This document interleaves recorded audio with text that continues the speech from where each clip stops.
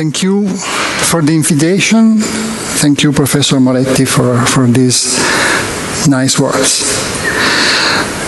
Yes, my story is quite long, and I was very lucky because I started early to design buildings.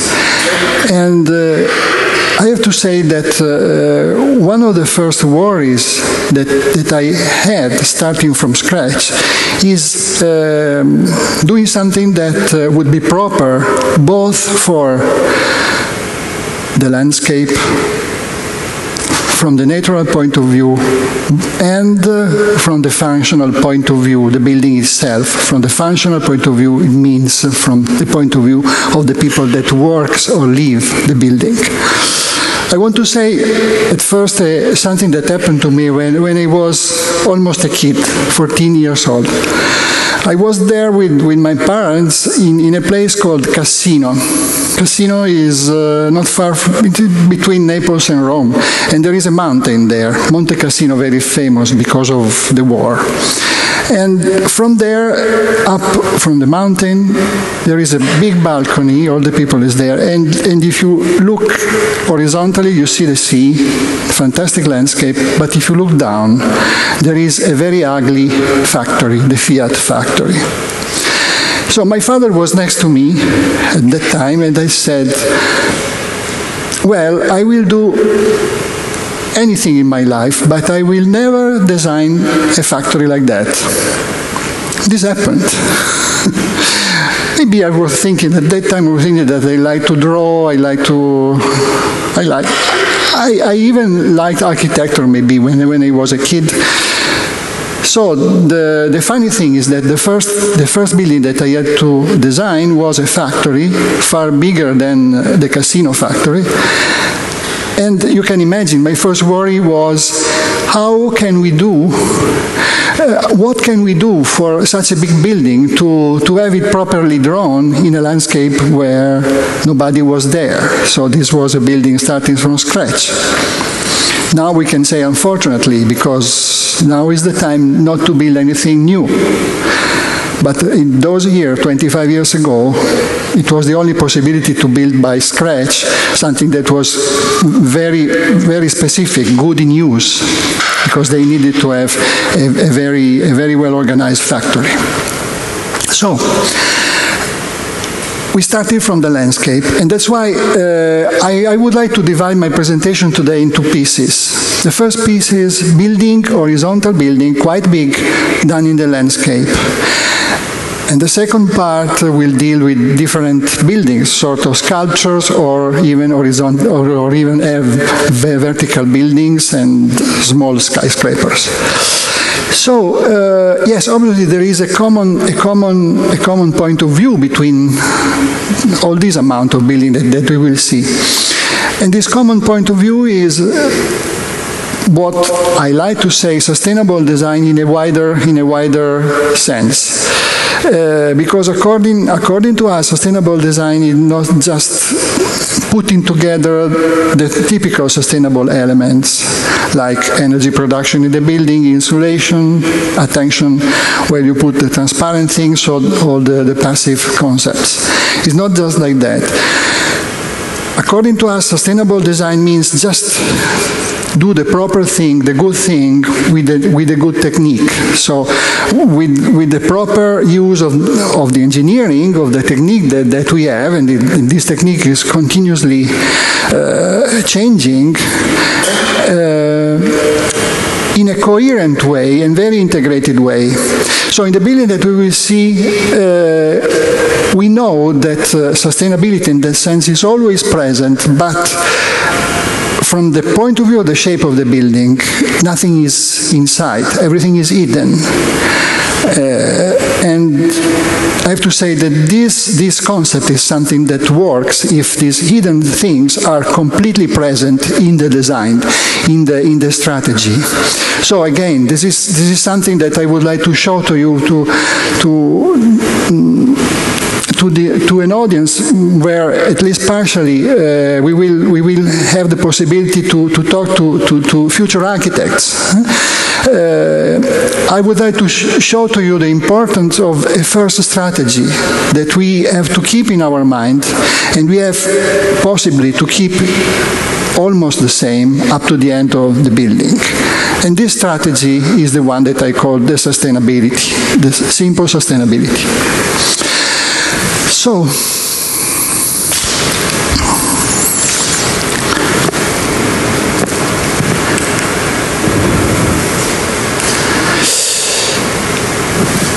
when we work in the sustainable field, we have to put together three entities, and I'm sure that all the instructors and the professors that are here, they already know this. So, economical facts are related to the fact that we have a budget and we have to respect the budget, but it's also related to another important rule that we have as architects, to convince the client that is the right moment to spend more, to build something that will be the right thing to do in the next years. Because we have to avoid to say that sustainability is something that it doesn't cost more, because it costs more. But it's the only way to go ahead in our work, because, I mean, this is something that there is in our mind, that there is in our soul as designers, as architects, as persons living in this society. So yes, we have to establish a budget, but this budget is something that we have to convince, we have to give as a convincing thing to the client. And most of the time in this project, the client is not a public one, it's a private one, so it's even more difficult. So this is the social issue in sustainability. This is obvious, because we are not doing, normally when we design, we do not design something for us, but we mainly design something for the others.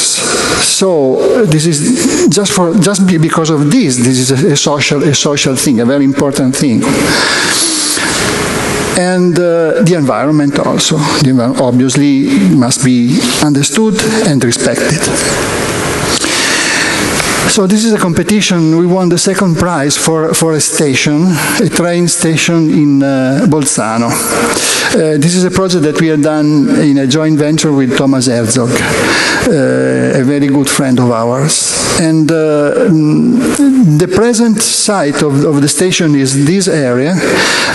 So we decided to propose a radical changing in this town, because we wanted to have the new line, the new train in this position, to open completely this part to from the urban point of view, and to connect this part of Bolzano that today is almost forgotten to the main part of the town here through other residential buildings. So this urban context brought us to a completely new shape of the station that it will be one of the first stations in Italy with this shape, curved shape.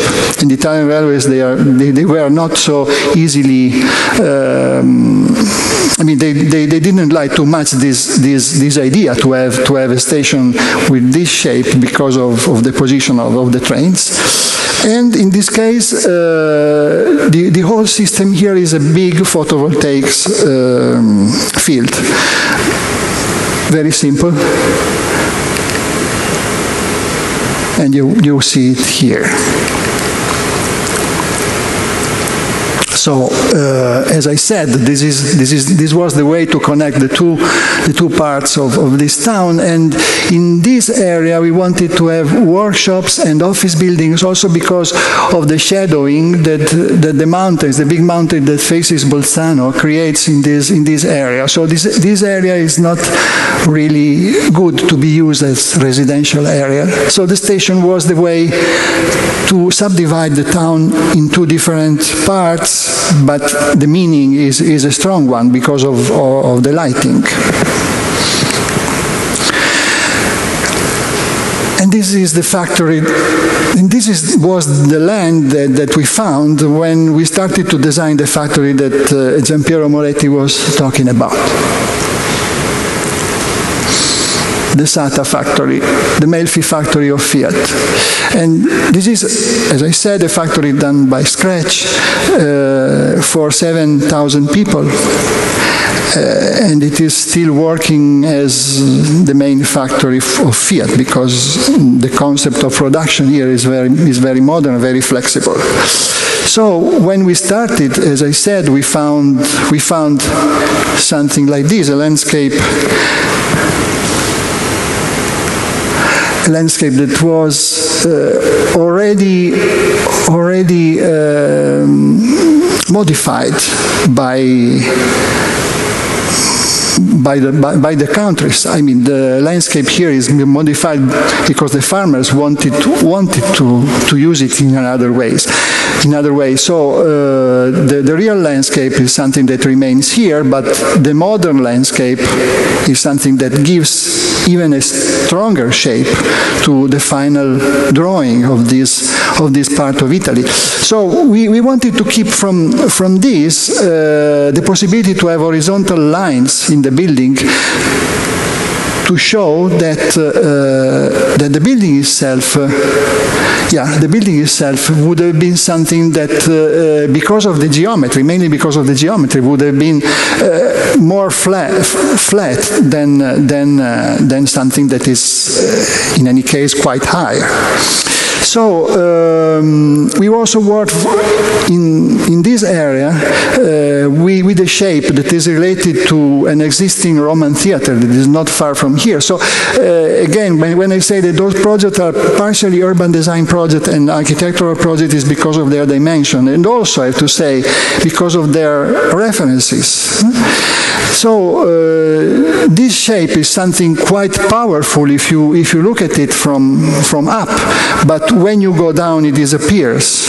At ground level, the shape of the central part is like this, so you can see it's quite flexible. And the final decision about the colors is the use of the color of the nature that there was not far from this building. But the most important thing of this is according to me, is here. So, as I said, this is a building that now have 23 years, 24 years. And you can imagine 24 years ago, being sustainable was not so easy because of the cost of the photovoltaics and of the cost of all the main recycled elements that were not possible to use, also because of the dimension of this building. So we started to think we will be flexible, and flexibility is the first step of sustainability. So we worked a lot inside to have a flexible structure, and this was very good because this building had been renovated for 10 times in 25 years.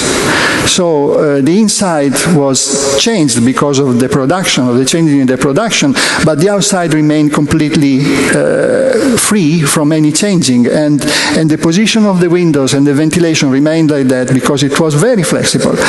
And also the roof were flexible, and on the roof it was possible to use the photovoltaics in the ears. So they finished a couple of years ago to cover the whole roof with photovoltaics. And also about the main part here where we have offices and dressing rooms here, and the restaurant here, and the center for the visitors in this area, small theater.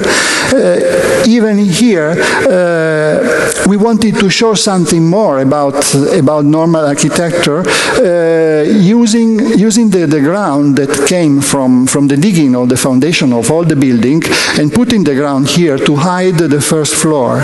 So we wanted to hide this building, that is quite a long one here, using the real ground without any big movement of ground, and creating an artificial hill in the front that goes exactly in the shape, following the round shape of this building. So as I said, this was more a geometrical attempt to be sustainable.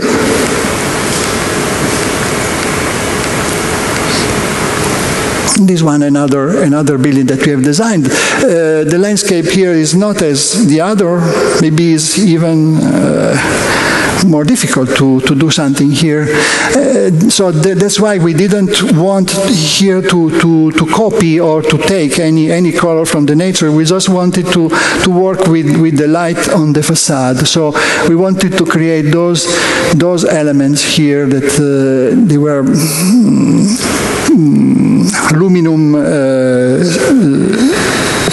pieces done in purpose for this competition, that could create horizontal lines with the lighting from the bottom. This, as you can see, would have created a quite peculiar shape, even if the use of the building is just an industrial use. And this shape is something that would have spoken to the from outside, because of the material, because of the aluminum and because of the stainless steel. Another horizontal building done for Ferrari, car producer.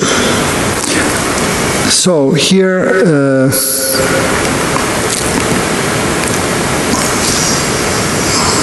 the concept was in this sketch. So we wanted, first of all, we wanted to respect something that existed.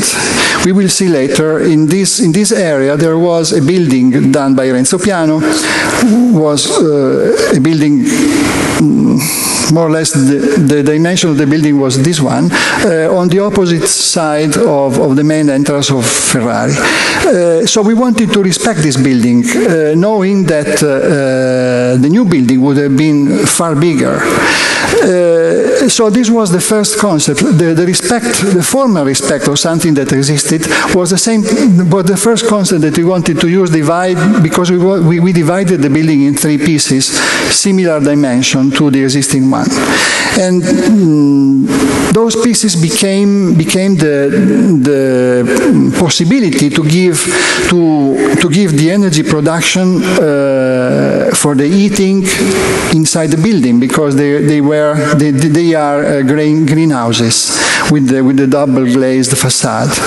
And the rest of the building is here south facing with a big sun protection.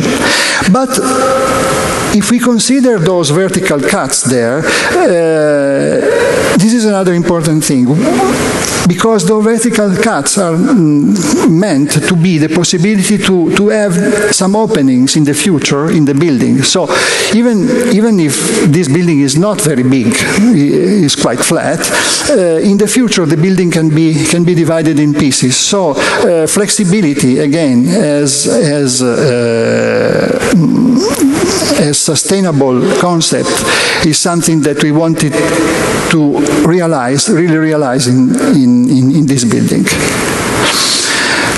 When I said the existing one was this one, the wind tunnel by Renzo Piano, and the new one is this one. You see this dimension is similar to this, and the main entrance here has a sort of balancing between left and right.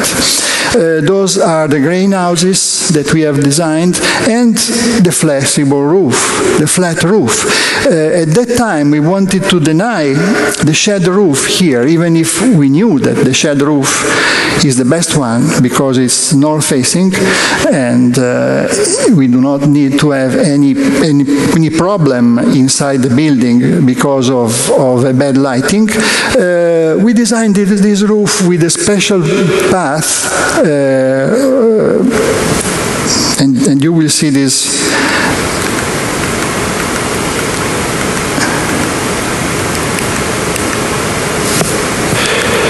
You will see this also in those diagrams. There are paths that creates a very uniform way to give the lighting inside.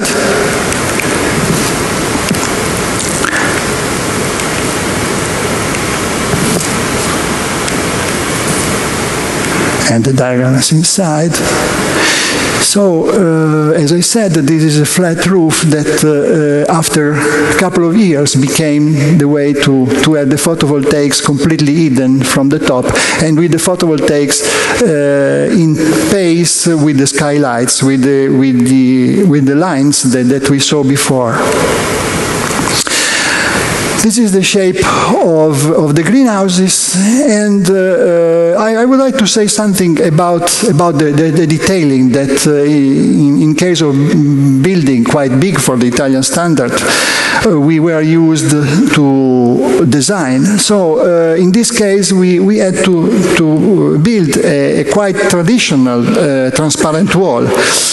But according to our wish to put together engineering, construction, and the architecture, we studied quite carefully those profiles.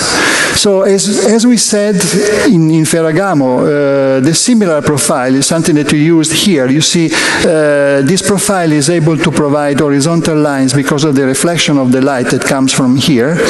And the shape of the profile is something that we designed, and the engineers and the builders could build just in purpose for this building.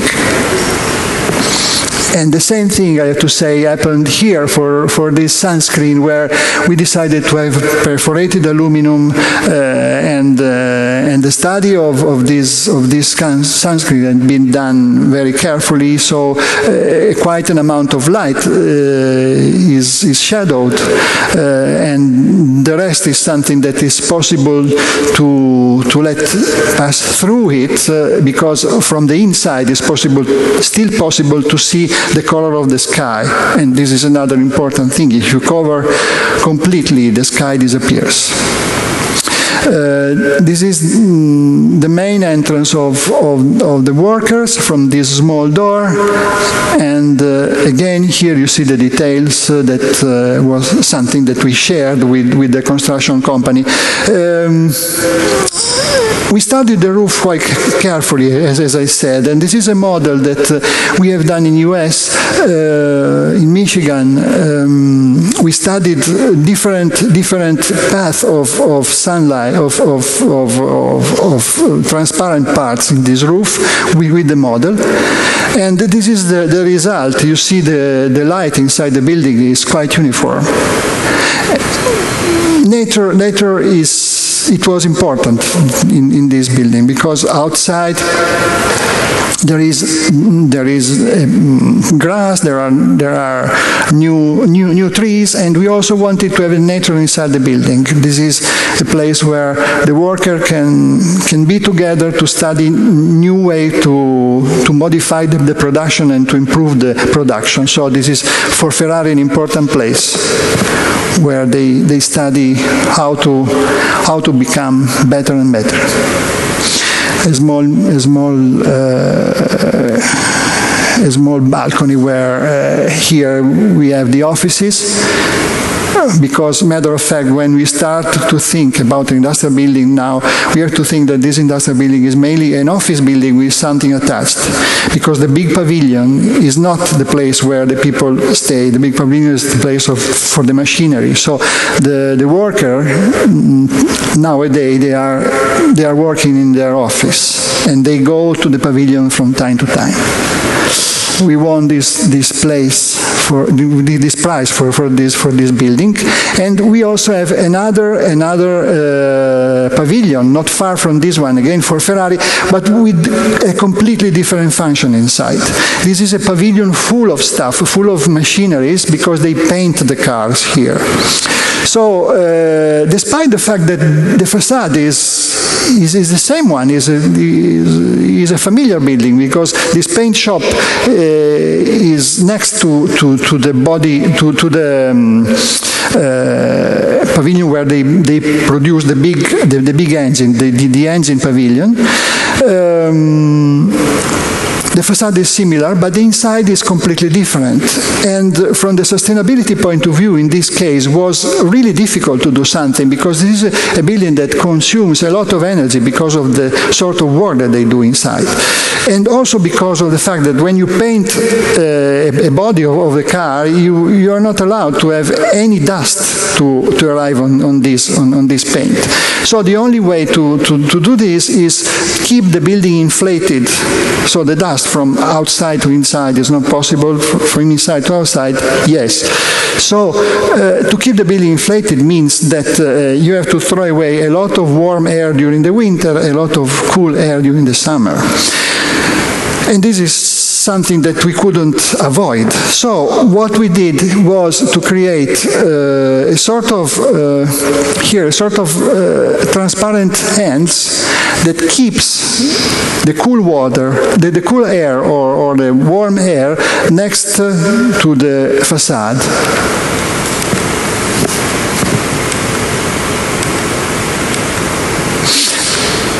In this picture you can see this. So the facade itself is something that has small holes, and from the holes this air goes in this chamber. So the difference between the temperature inside and outside in that case is 0. So at least in this part of facade we did something for avoiding to have too much cooling or too much heating, of the building inside. This is the final shape of the facade. As I said, this is a transparent end, and this wall is something that we created with quite a normal concrete, but using the travertine sand. Not far from Maranello there is a factory that works with the real travertine. So we liked a lot the shape of the travertine, the specific shape of the surface of it.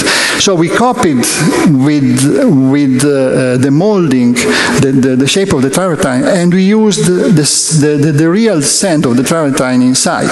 So the effect is this one. And again, this is something that we did together with the engineering and the realization, and I have to say that this is a sort of recycled stone that works quite well in the industrial field.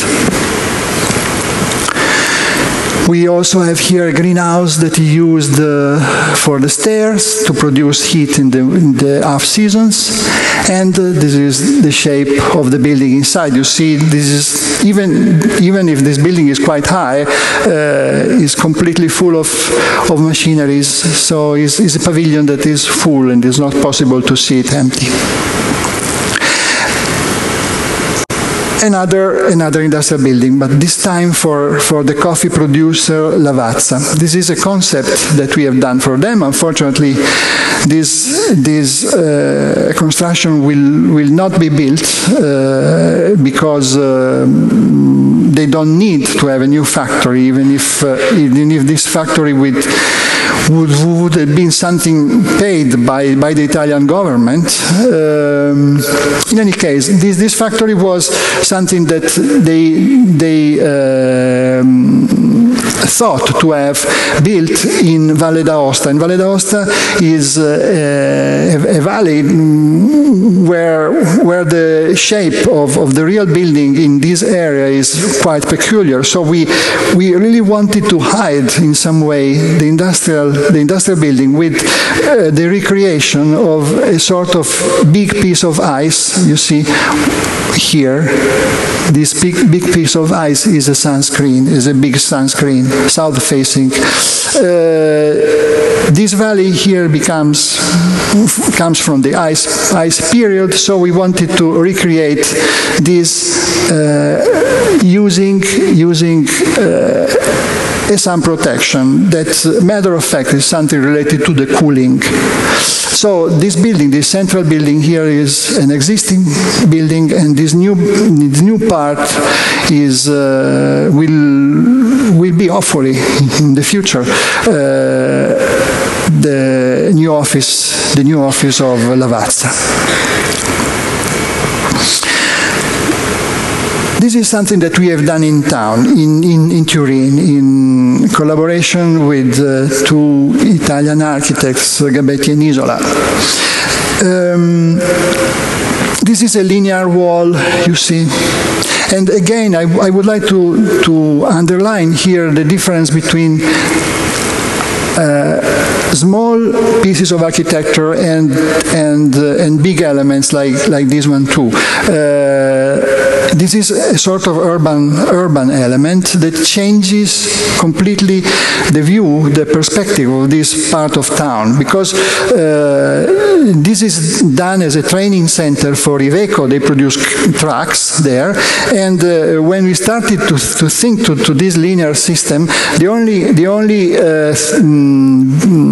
construction that the people from Turin remembered in this area was this one, and believe me, this is an old factory, very old and very strong, and not proper to be in a residential context.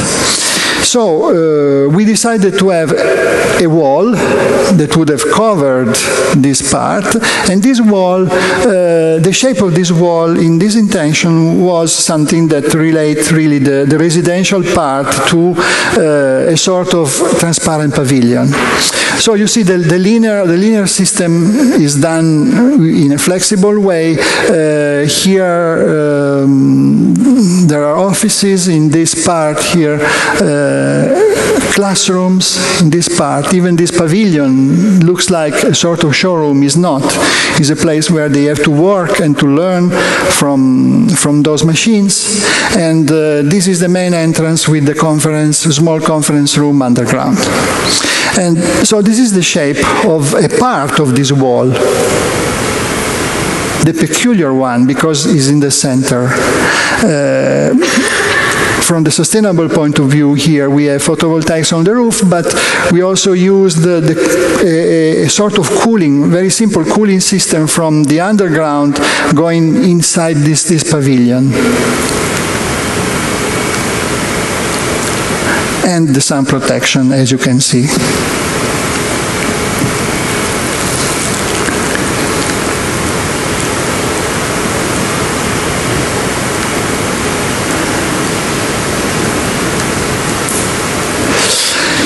Yes, I would like to stop here for the moment if there are some questions about this first part, because the second one will be different, and maybe this is the right moment to start with some questions.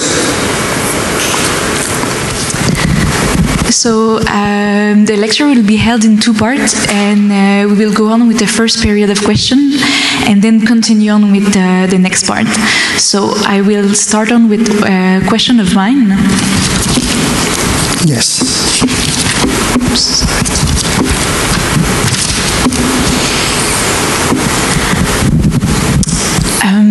As a young architect, I constantly ask myself, what is architecture going to be like in 20, 30 years, 100 years?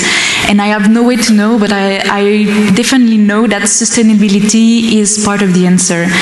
And I would like to know that from your personal experience, what is the hardest things to achieve when conceiving a sustainable building?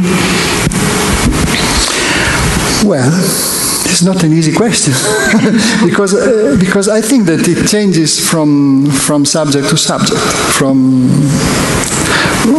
Because sustainability, as I said, is related to the surroundings.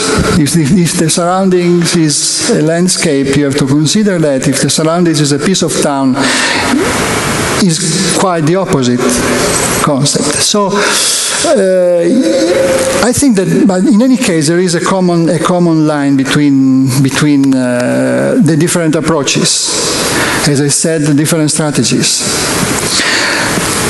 The common line is our sensible approach. So we have to understand, we have to be really directly connected with the existing and directly connected with the future. It's not wrong thinking that an architect must be a person who foresees what will happen in the future. And again, as I said, this is such an important thing, to be flexible, to be in the position to think that the building with the future uses will not be destroyed or will change not very drastically. So this flexibility is something that could give the shape of the building, together with the passive approach, where to use transparency, where to use the solid parts, where to integrate energy production, where to use recycled materials or where to use natural materials.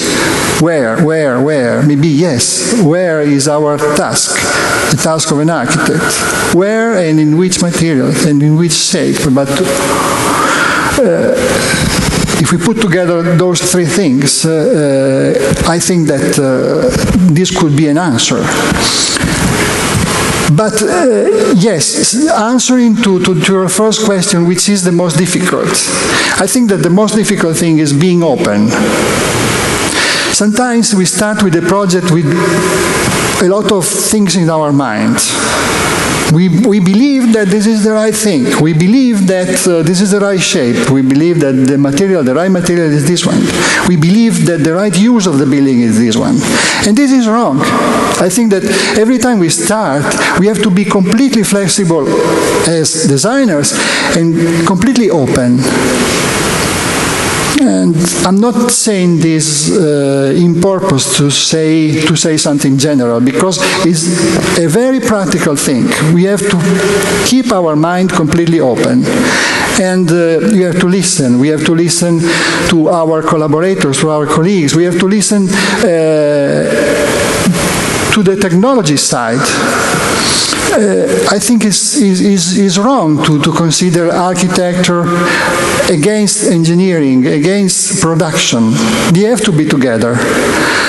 And this is another important side of our work. So as I said, being sustainable is being right in a proper moment, in a specific moment, being proper with our knowledge, with our technology, with our science that we have in our mind. Being an architect, I think, is one of the most difficult work, because we have to know everything.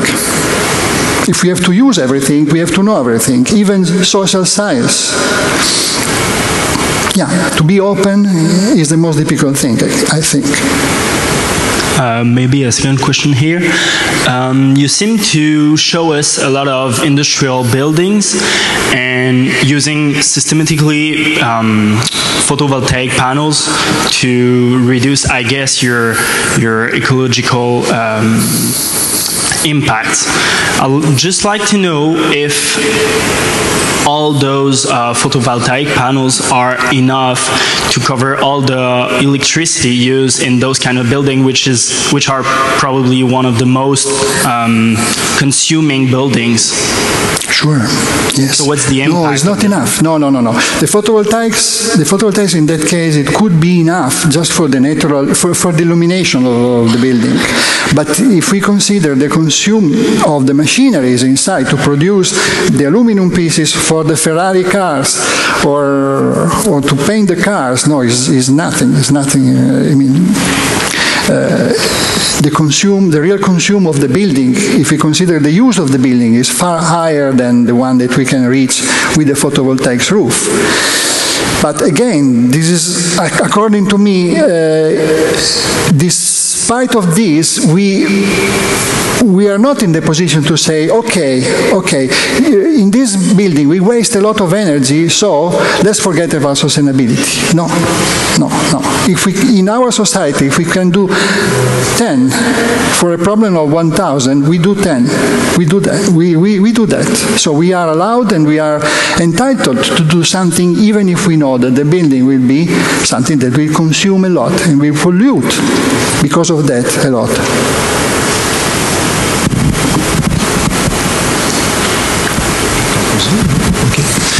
Thank you very much. We know that the performance of buildings are mainly dedicated by architecture and engineering. What do you think about the occupants' behavior in terms of impact on the energy performance, and how should we consider them in this performance? Wow, thank you for this question, because it's something that I forgot. I always like to say that the buildings are done for the people that lives inside or works inside the building. Yes. Let's take, for example, the Ferrari pavilion. The lighting there is very important, and the fact that the main facade is transparent and you have relation between the natural side and the working space inside is very important. And I have to say that it is something that was in the mind of the president at that time. When we started to speak about this building, his main worry was, let's do something for the workers. I have to say that because it's the truth. So we tried to put together technology, natural elements and artificial elements to do something in that sense.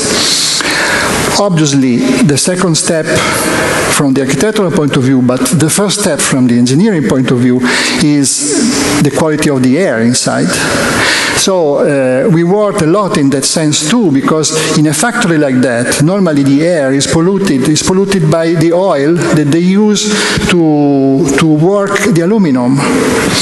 So we did a lot for the filtering of the air, and there is a gallery on the top of this building, and this gallery is full of filters, and the filters, is something that they have to change every month, and there is a special procedure to clean the filters, not to throw them away. So those two things are practical things, but if we consider the use of the building in the future years, another important step, as I said, is flexibility. So if we go back to this building, and if this building will be too big for the future use, it is possible. It will be very easy to cut the building in three elements, as you saw in my sketch, and the engineering will not be something that we have to throw away, because we designed it to keep the engineering part too, so the plans will remain.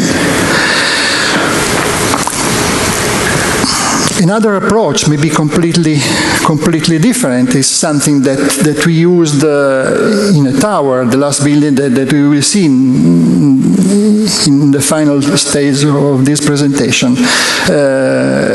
Here, in that case, the function of the building is not just related to a proper way to provide a nice space of work for an office building, but we started thinking about the reality of the fact that the building was an existing building. We wanted to keep the building as it was, at least as main structure. So according to the main protocols about sustainability, this is the first step to do, and we did it. So this is a wider consideration, and yes, in that sense, we thought to the surrounding people that lives there too. I don't know if I have answered. Well, thank you, Mr. Visconti, for your answer. So if you have other questions, I'll invite you to keep them for the end of the lecture, and we will therefore continue on with the lecture. Okay. Thank you. Thank you.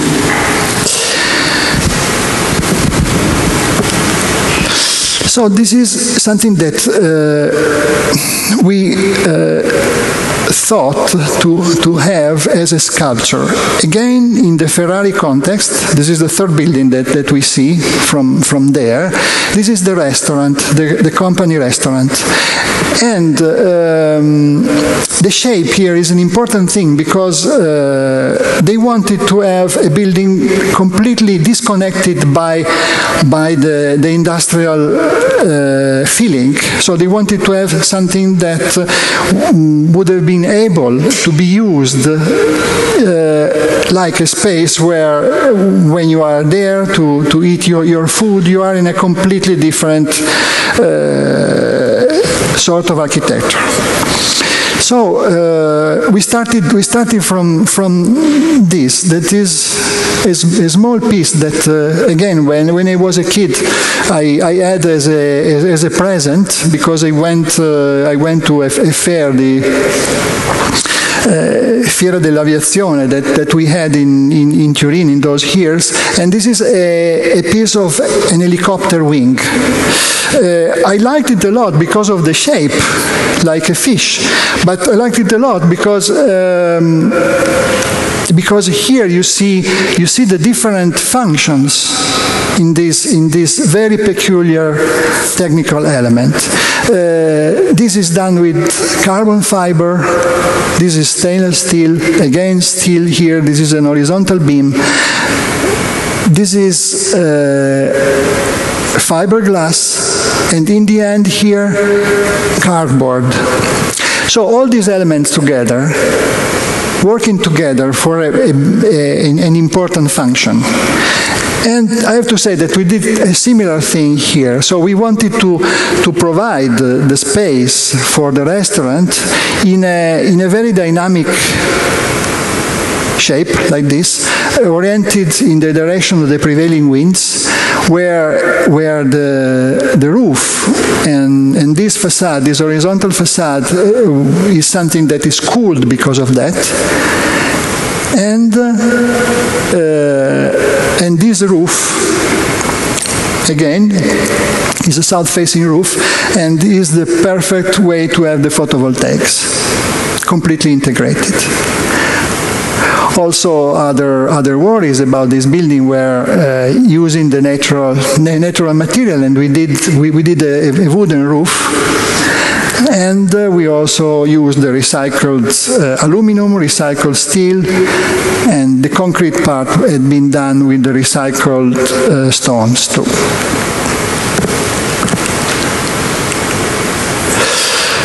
About flexibility, here is not easy because such a sculptural building is not a flexible one, but at least in the center we provided the way to remove the tables and to have twice a year a conference center for their main presentations. And this is the shape of the building. You see the dimension, and you understand here also because of the stack effect that there is the natural ventilation from the bottom up to the top of the restaurant.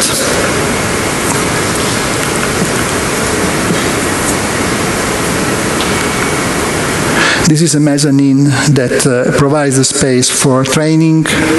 This is not just a restaurant, it is a training center. And the main space, the main central space.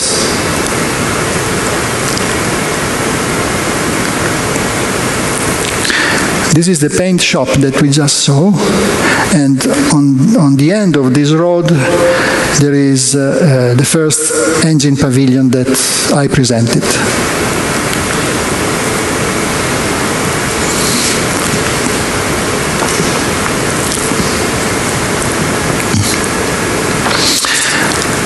And I have to say also that it was a nice combination to use in this part of facade the perforated aluminum. Again, this is something that we studied together with the producer, because the facade here is full of very unorganized windows. So we wanted to keep the shape quite simple and pure, and we used perforated aluminum in front of the windows, like this. And the lighting is good enough to have a good use of the windows itself.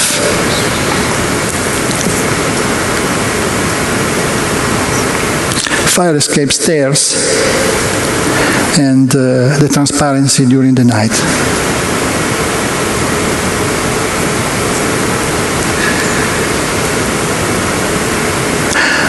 Very simple shape and very powerful. This is a project that we have done in joint venture with Politecnico di Torino. Because in town, in Turin, we have a genius, an engineer, that invented a special satellite, very small, that is useful to take picture from the sky in real time. So you can imagine the business about that, very big. So there were investors from Dubai that wanted to organize the receiving of the data with these two big antennas, and all the data were processed in this part. So the building is still something that we don't know if they build it, if they rebuild it, but the satellites are in the sky now, and they are testing them. This is a building, again, quite a complex building, because there are offices here,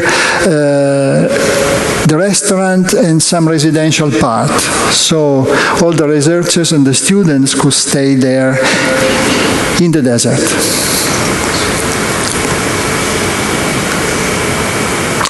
And another research center, very simple and not big, where the main part of the architecture is the protecting roof. This building is in the southern Italy, again in Melfi, and this is a research pavilion where that is covered with this big portico that obviously is a sun protection, but it's not just that, because we understood that the perforated aluminum here is something that holds the prevailing winds. So even if it's perforated, the winds, they can't pass through the small holes. So this fact was used, considering the winds in this direction, this fact was used to provide the natural cooling from the top of the inside, because the winds here are specifically strong.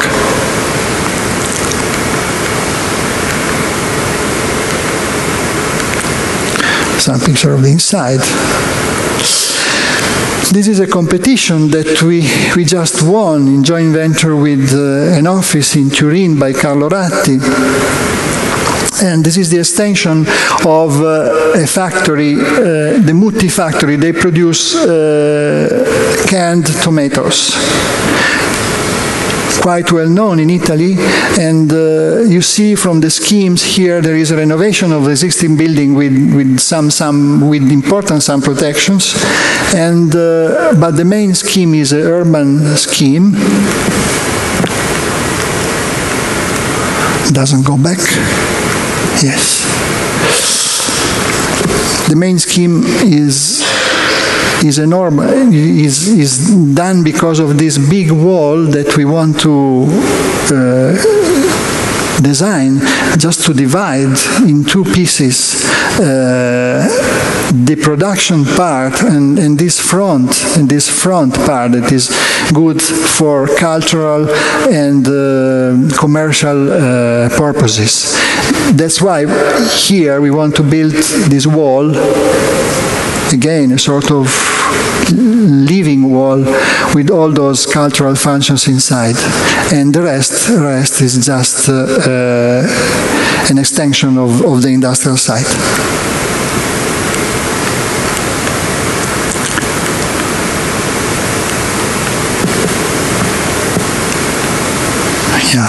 Those details, they speak about the sun protection of the existing facade and new facades. And this is, sorry, it is not in the right position, but this is the final shape of, this one, the final shape of this wall done with red glass. And this is a system that they will use to clean the water that comes from the industrial production. A natural system.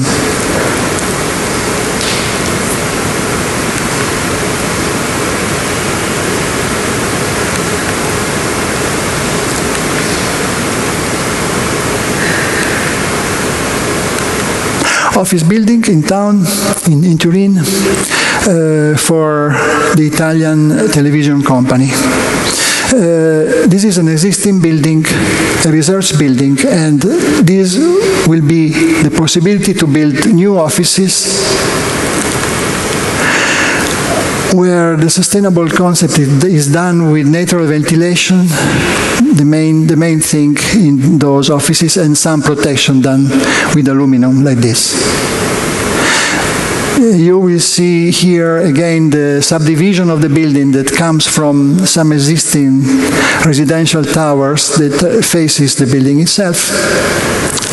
And the two wings, the first wing, the big one here, offices, and the subdivision of the secondary wings in three pieces. This is a project that we hope to start soon. And now we have smaller things, so houses, villas, designed in Ukraine, where you can maybe appreciate here again the subdivision of the different functions, boxes overlapping and overhanging with differences inside, big differences in functions. The living part in this house is upstairs, and the rest is for rest and for sleeping. Again, here a similar one, not far from this one.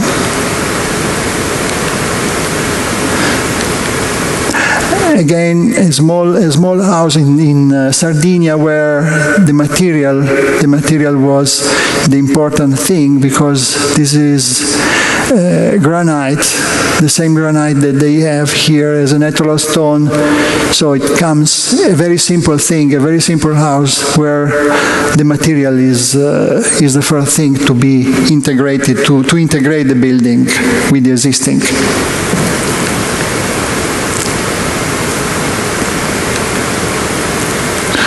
And you see, this is the new building.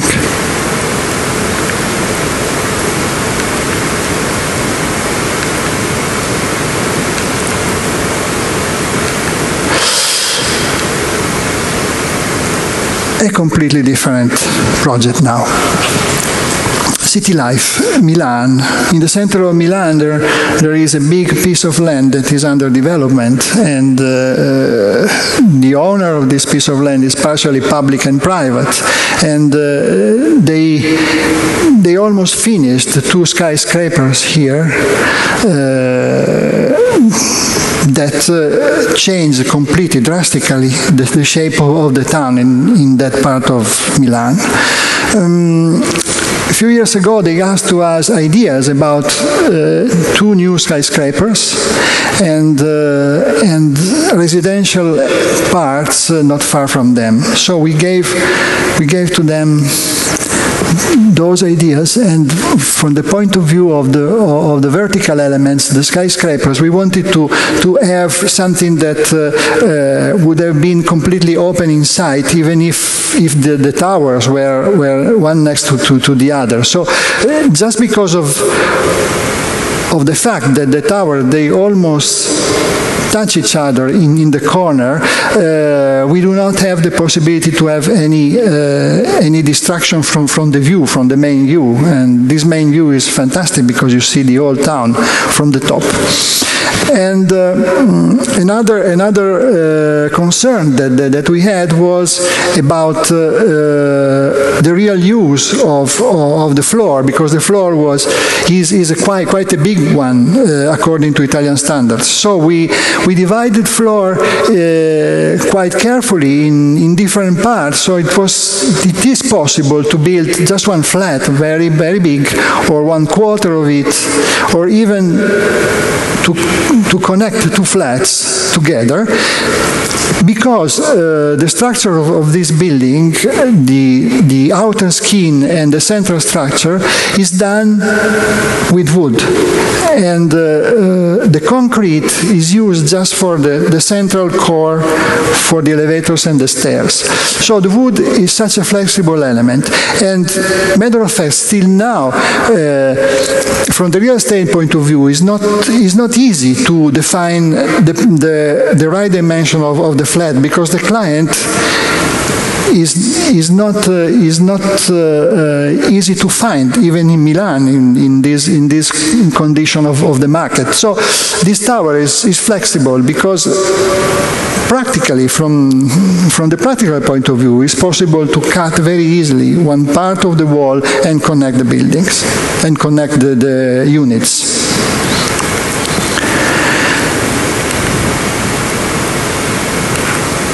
So the residential blocks, similar, you see the towers here, the residential blocks divided in two with the common space for a small swimming pool and other common facilities. And again, here it's possible to divide in different pieces or to add one floor to another to have flexibility in selling and providing the right size of apartments.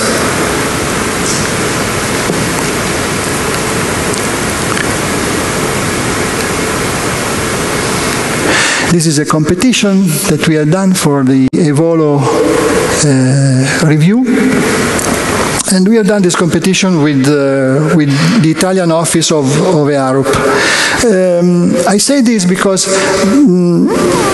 I really like the idea to have this shape like a tower, completely protected by this outer skin, and the skin is something that becomes humid as soon as the sun arrives. So there is a first way to cool the building, and the cooling question in Italy is an important one, from outside. So with the engineer, we study quite carefully this system, and this was something that we developed for the competition quite strongly. Obviously, this would have been something that, if you built, would have created a completely different landscape from the urban point of view. So, if you build something like this in a piece of town with problems, would help to clear and to clean in some way the rest of the town, because in our mind this would have been a vertical town with public services, public use here, maybe residential here, maybe a museum on the top. So with such an amount of uses, of functions, the rest of the town would have had a good effect on the rest of that town. So this project was something that we thought it would have been built in Turin, even if we know that this shape would have been good everywhere. So this is the last building that I was talking about. This is a renovation of an existing tower in Lodi, not far from Milan.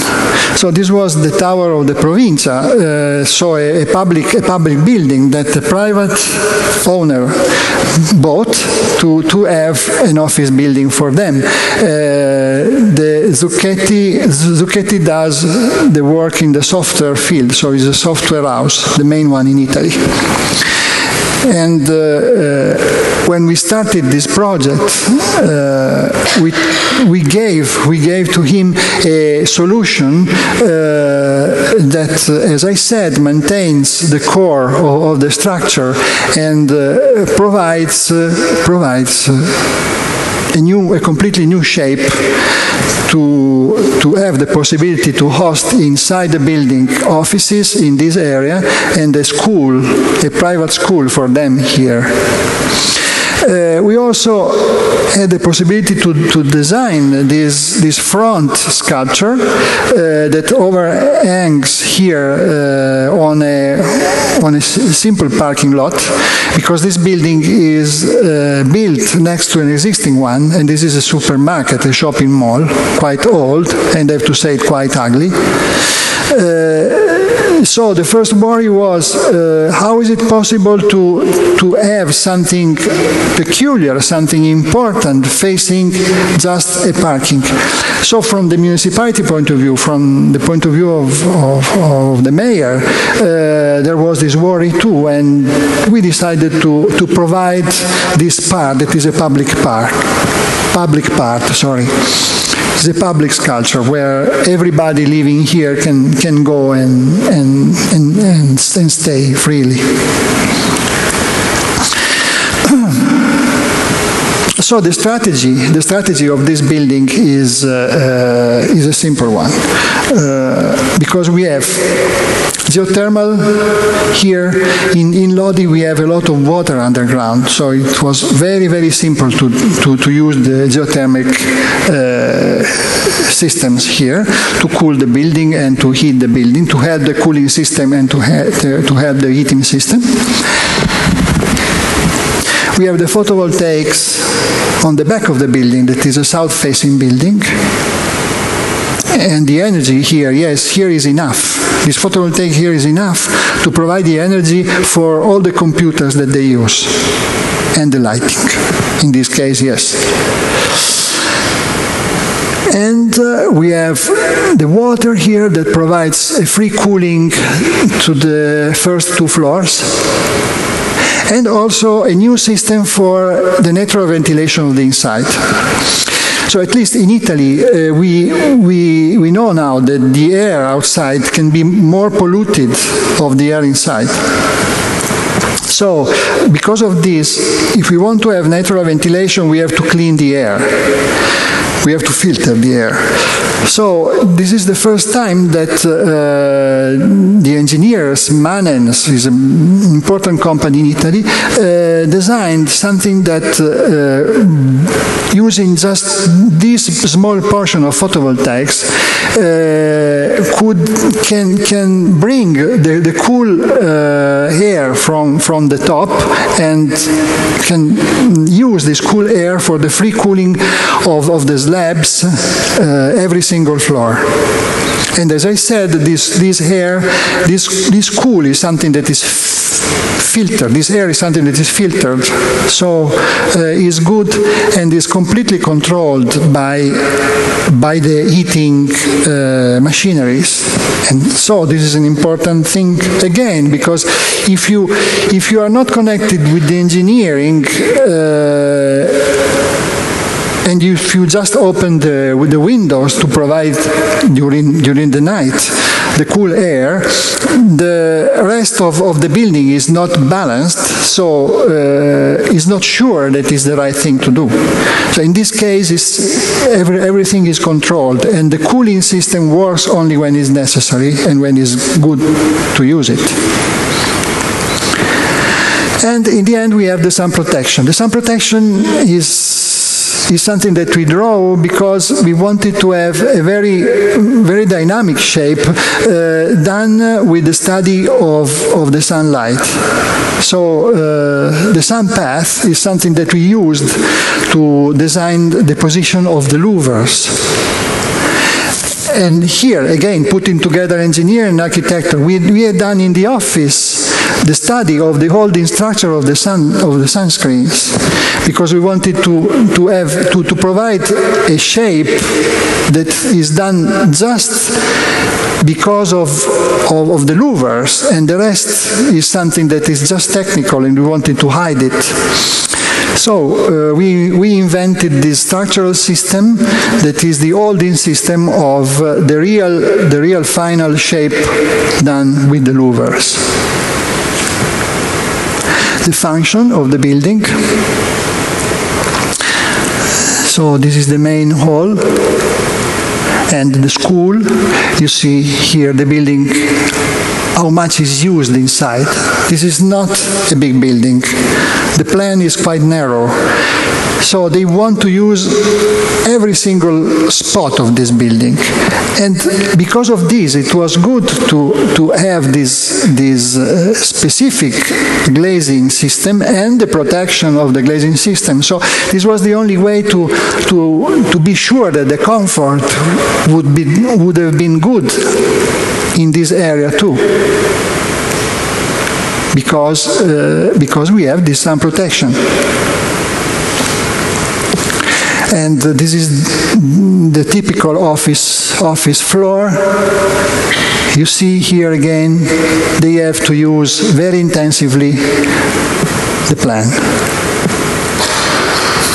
The section with the shape of the louvers, and the building under construction a couple of months ago.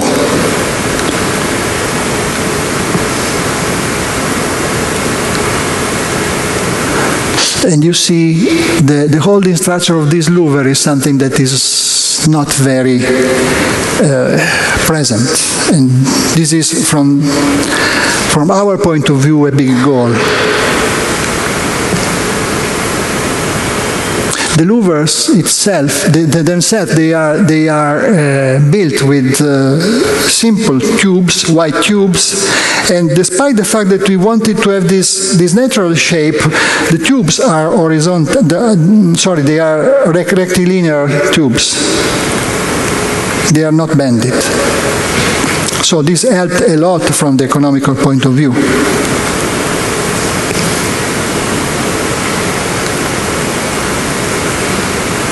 And you see the details of the construction. Those are more recent pictures. And the view from inside. And the complication, the very, very complicated, very peculiar system to hold those louvers, you see.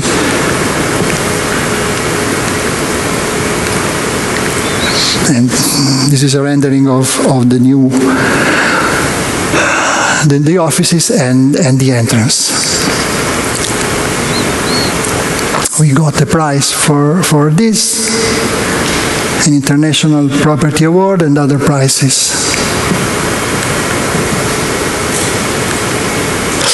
Something about our exhibition, sometimes we organize exhibition not just about our work, sustainable things, but generally speaking about sustainable architecture. And this is one that we have done in Turin in the Pierluigi Nervi Pavilion a few years ago. Another one that we have done in Bologna. And the last thing that I want to say to you is a metaphor. As a summary of what we saw, I think that the glider is a good way to check if the project is good or not. The glider is such a sustainable machine, very technological, very flexible. Look at the wings. It gives a big pleasure to the person that is inside, and it brings curiosity from outside. So if we have all together all those elements, I think that we are in a good position when we start a design. And thank you. Mr. Visconti, thank you for being with us tonight. Your lecture was of a great interest, so we will therefore continue with a short period of question, and I will again start with one of my own. So we live in a world where we are surrounded by technologies, where we carry electronic devices on ourselves and in ourselves. And my question is the following. Do you think that architecture has necessarily to follow the same propension? What importance should we give to technology in architecture? Well, technology is very important in our work, in our office, because we have to be updated. The BIM system, the three-dimensional system that we can use is something that is the future, is the present and the future. So this is a must. But on the other hand, I would like to say that that in our buildings, technology must be present, but should not be the only thing. As I said, the approach,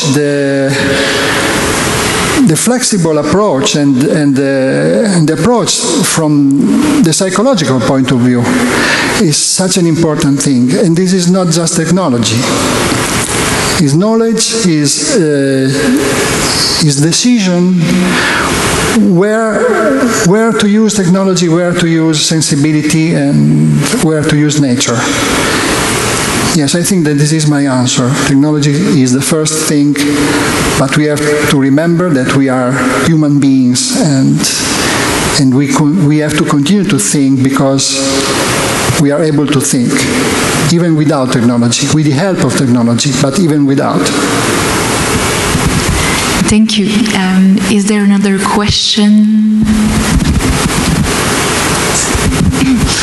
Good evening. The majority of the projects you've shown us are made with steel structure and aluminium, but with a sustainable mindset. How do you consider wood structure and wood coating, and what is their place in the future? Yeah. Steel construction is something that we had to use because of the function of the building that we saw. For industrial building, I think that steel construction is still a sort of must, also because of fire, of the fire question, the building that we saw. In other pavilions, like malls, shopping malls, something like that, it is obviously possible to use the wood, and sometimes it's even cheaper than the steel. So this is something that we have to consider. Obviously, in the residential field, the steel construction is not necessary.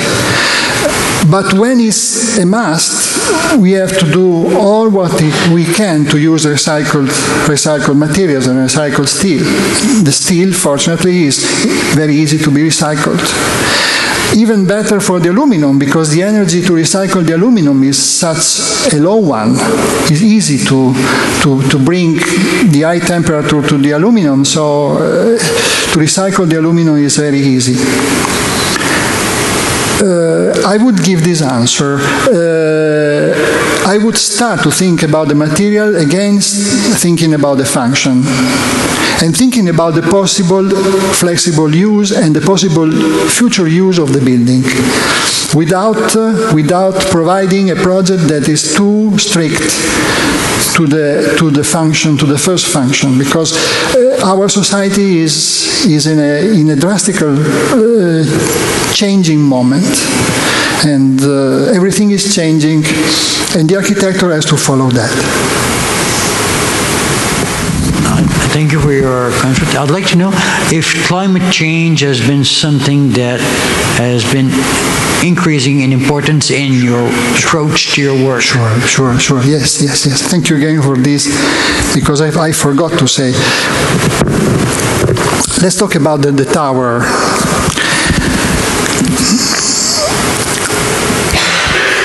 When we thought to provide such a sunscreen, very, very powerful, very strong,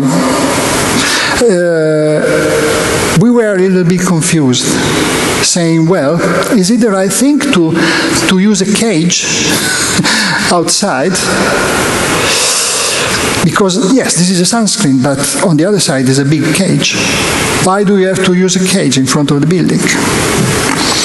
So we shared this worry with the client, and I have to say that this is maybe the first time that I found in a client such a strength, and he said, well, why are you worried? The building in the future must be protected. I mean, they will need to have more protection. Okay, so I didn't ask any other question, and we started with the building.